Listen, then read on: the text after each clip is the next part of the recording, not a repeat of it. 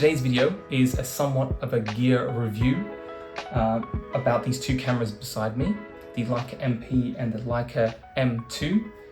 And I'm going to share with you what these cameras are to me, why I think they're the best Leica cameras ever made. The first Leica camera that I bought was this Leica M2 here.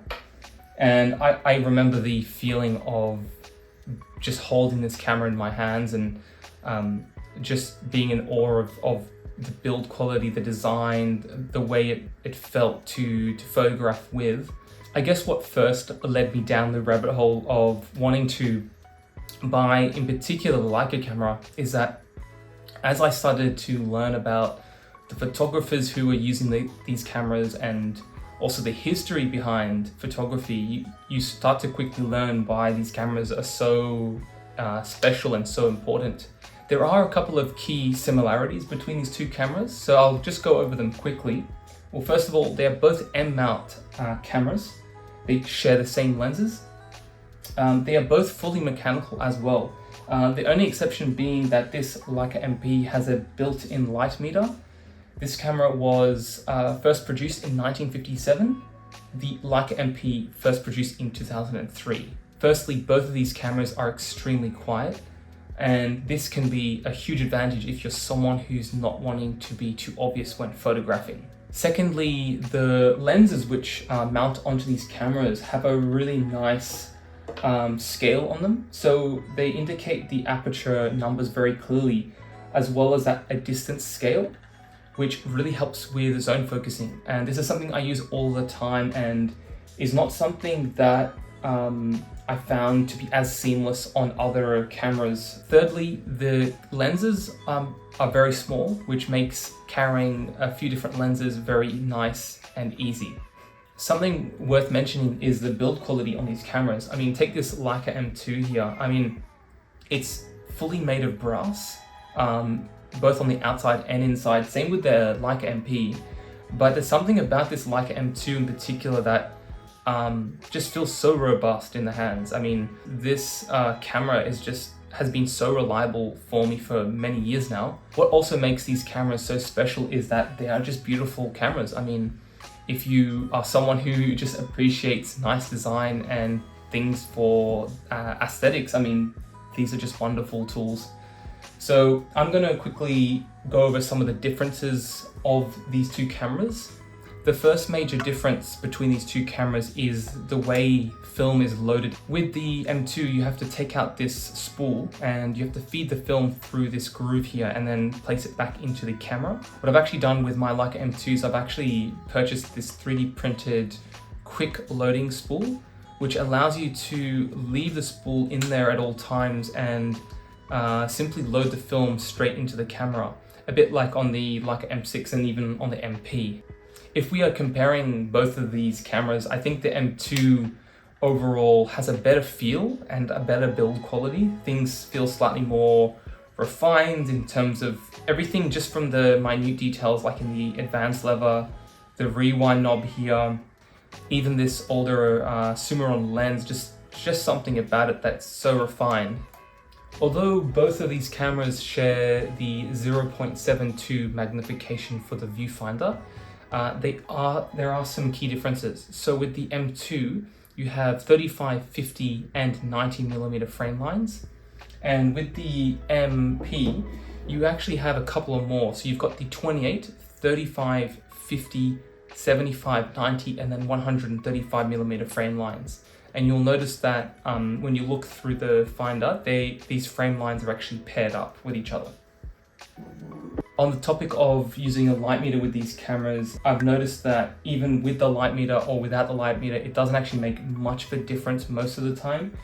Most of the time, I just need to be able to know what the exposure is. I think what's really helped me has been using a handheld light meter in order to judge my exposure ahead of time without having to think about it or check through the viewfinder.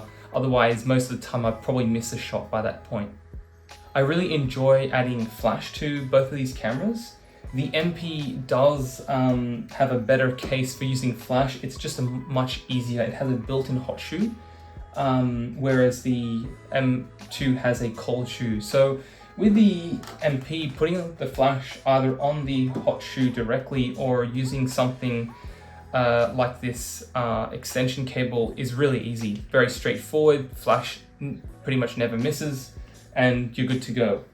Now with the M2, however, you basically need to buy this cold to hot shoe adapter with a PC sync cord. So when using flash with the M2, you have to attach the adapter onto the cold shoe, and then there's actually a port at the back here which you would plug this end into. Of course, this is just a little bit of a hassle in terms of having a wire dangling behind the camera, but I think overall it's quite good.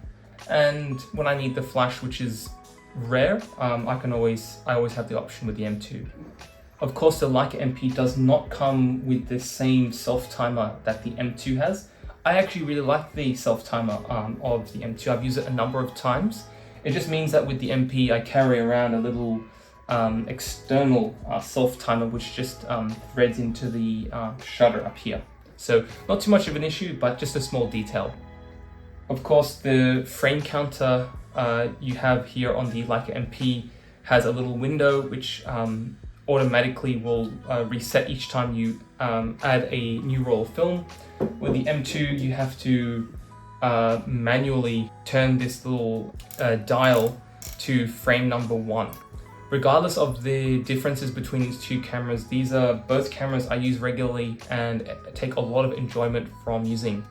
Both of these cameras are absolutely amazing. I do really appreciate the additional features of the Leica MP as well. Now, one of the key differences which I really missed, and I noticed the difference of when I transitioned from digital over to film primarily, was the feel of the shutter on the camera. Prior to having the M2, I actually photographed with the Fujifilm X100V quite a bit, and I just noticed that the responsiveness on a digital camera like the Fuji wasn't quite there. The camera would take just that fraction of a second to actually capture the image straight away.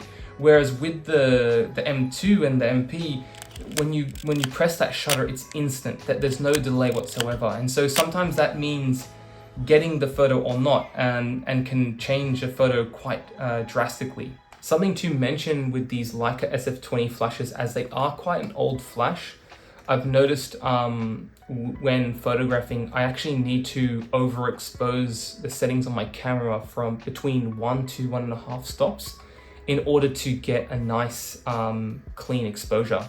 But by no means are these cameras going to help you have higher quality images or anything like that. I could use pretty much any other digital camera, film camera, but what it comes down to is that experience with the camera. Back in 2020, I had just come back from India, and I had discovered that there was a couple of course offerings by the Australian Centre for Photography that were being offered down in Sydney, where I used to live. I remember taking up workshops about how to develop, process and scan film, how to print film, and I did a couple of other photojournalism courses as well. Also to a point now where I even have my own DSLR scanning setup where I can scan all of my own film and I can edit and share it online and also print the work as well. Now, hopefully this video just gives you an insight into Leica cameras, some of the differences between these two particular cameras, and if you are thinking of one, why not try one? I know that with most of Leica gear in general, the value does hold, if not increase over time. So if you can afford a Leica camera, I would recommend trying it if you have never tried. Alright, so that's all I'd like to share for this video. Please let me know if you also have a Leica camera, what you like about it. Are you someone who doesn't yet have a Leica camera but you're thinking about getting one? What are some of the options you are considering? Let me know in the comments below. I'd just like to share how you can get more than 36 frames on one 35mm roll of film. You can do this pretty much with any 35mm camera. Advance the lever about 2/3 of the way. Drop the film into the camera. By doing this, we're getting 2 to 3 frames more per roll. Make sure these sprockets line up. Close the back of the camera or the base plate. Give it about 2 clicks, and on the third one it will be on frame number 1, and that's how you get more than 36 frames per roll of 35mm.